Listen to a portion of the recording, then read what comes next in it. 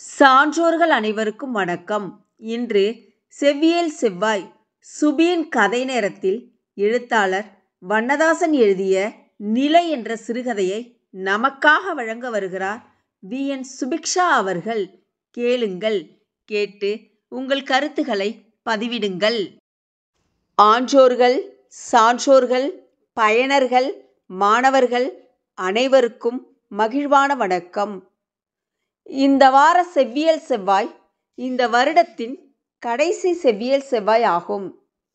இதுவரை ஆதரவு அளித்த உங்கள் அனைவருக்கும் அன்பு வணக்கம். புதிய பொலிவுடன் அடுத்த வருடத்திலும் தொடர்ந்து இதை காணுங்கள். கருத்துக்களை பதிவிடுங்கள். தமிழால் இணைவோம். உங்களின் நான் முனைவர் சே. அஜிதா, துறைத் தலைவர், தமிழ்துறை, அரசு கலை மற்றும் அறிவியல் கல்லூரி, நாகப்பட்டினம்.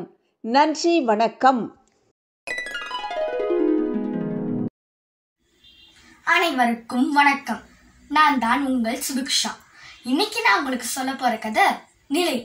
இந்த கதை எழுதின ஆசிரியர் யாரு அப்படின்னா, ஆசிரியர் வண்ணதாசன் அவர்கள் எழுதிய சிறுகதை தான் இது. ஒரு ஊர்ல ஒரு தேரோட்டம், கோயில் திருவிழால ஒரு தேரோட்டம் நடக்குது. அப்ப அந்த தெருவுல தேர் ஊர்வலமா வரும்போது எல்லாருக்கும் அதை பார்க்கணும், ரசிக்கணும் அப்படின்னு ஆசையெல்லாம் இருக்கும் இல்லையா. ஒரு வீட்டுல ஒரு பொண்ணு இருக்கா. அவளுக்கு 12 வயசு ஆகுது. அவ பேரு கூமு. அவளுக்கு தேரை பார்க்கணும்னு ஆசை.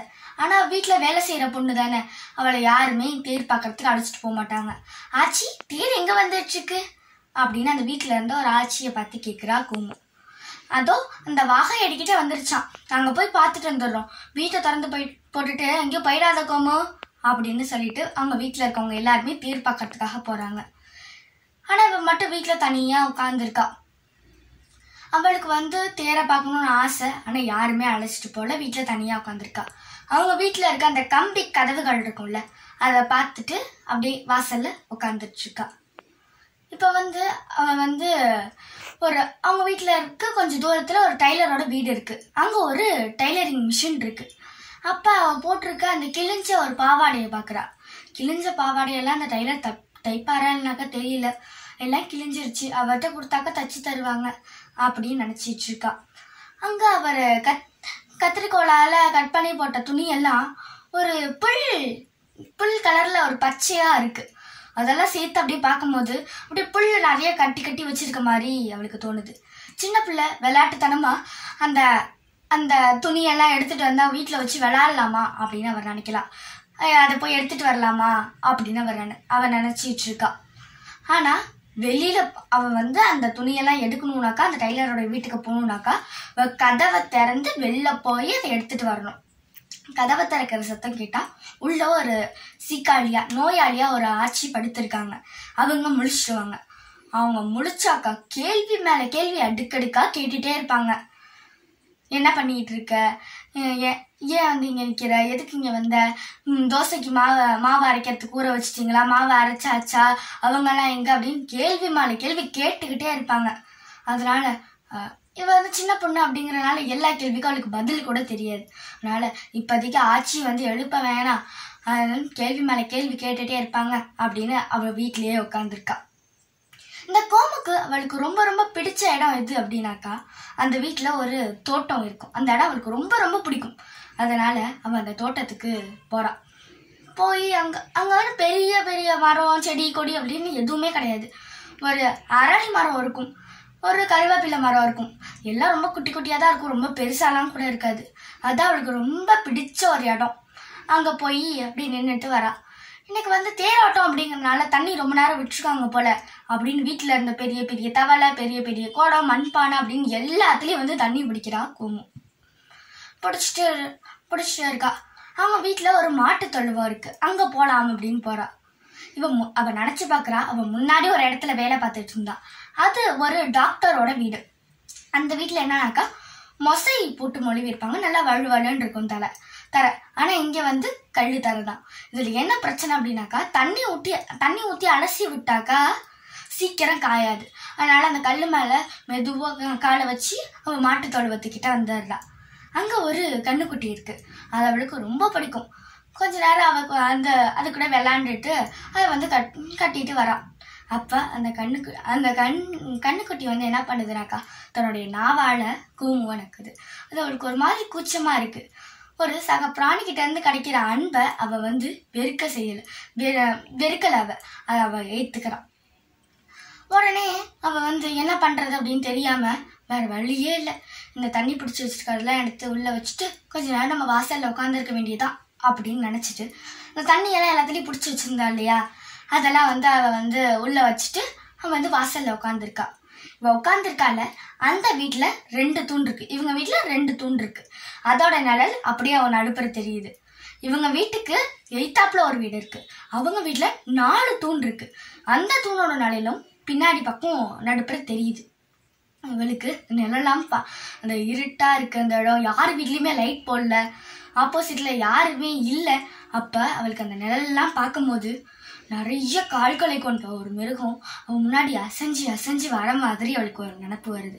ரொம்ப பயமாக இருக்குது. இதுக்கு மேலே இங்கே தனியாக இருக்கவே அவளுக்கு ரொம்ப பயமாக இருக்குது.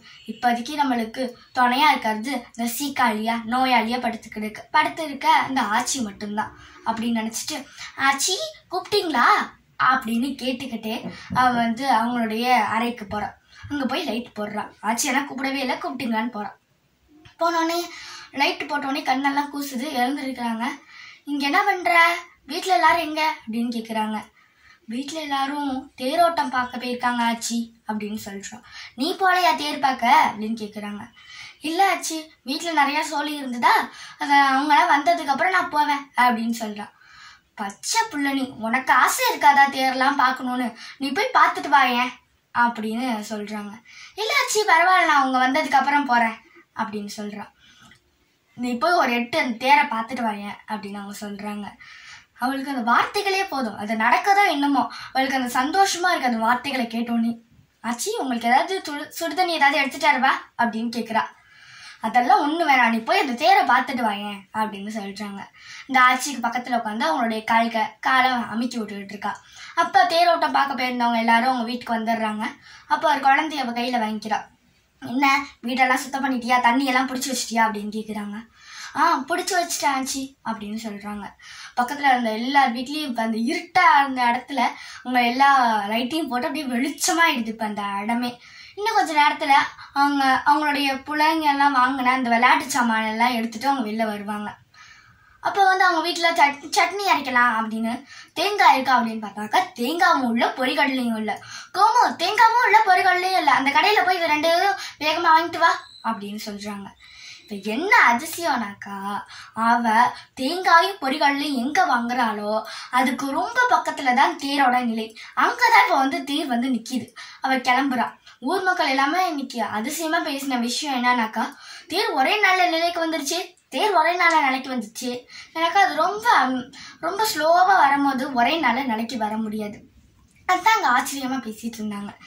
இவ போய் இங்கே தேங்காய் பொரிகள்லாம் எல்லாத்தையும் வாங்கிட்டு தேர் முன்னாடி போய் தேரை பார்த்துட்டு இருக்கா. தேரோட வடங்கள் வந்து அப்படியே அம்மன் சந்நிதிக்குள்ளேயே போயிடும் போல, அவ்வளோ நீளமாக இருக்குது. அதை வந்து தொட்டு பார்க்கணும் அப்படின்னு அவன் நினைக்கிறா. அங்கே கொஞ்சம் போலீஸ்காரவங்களாம் உட்காந்துருக்காங்க. அவங்க உட்காந்துருக்கிறது மட்டும் இல்லாமல் சிகரெட் பிடிச்சிட்டு இருக்காங்க. இவளுக்கு கொஞ்சம் கோவம் வருது. தேர் வடத்துல போய் உட்காந்துருக்காங்க, அதுவும் சிகரெட் பிடிச்சிட்டு உட்காந்துருக்காங்களே அப்படின்னு அவளுக்கு கோவம் வருது. உடனே அந்த தேர் வடத்தை வந்து அவள் தூக்கணும் அப்படின்னு நினைக்கிறா. அது தூக்குறா, அவளால் தூக்கவே முடியல. அதனால அது தொட்டு கண்ணில் ஒத்திக்கிறான். இப்போ வந்து அந்த தேர் வந்து நீ ஏன் என்னை பார்க்க வரல, அதனால உன் கூட சண்டை அப்படின்னு அந்த தேர் வந்து இவளை பார்த்து சொல்ற மாதிரி இவளுக்கு ஒரு நினைப்பு இருக்கு. கொஞ்ச நேரம் கழிச்சு அந்த தேர் நிலையிலிருந்து கோமுவை பார்த்து கொண்டிருக்கிறது இப்படின்னு இந்த ஆசிரியர் இந்த கதையை முடிக்கிறார். அடுத்த வாரம் இதே மாதிரி ஒரு அழகான கதையுடன் சந்திப்போம். நன்றி, வணக்கம்.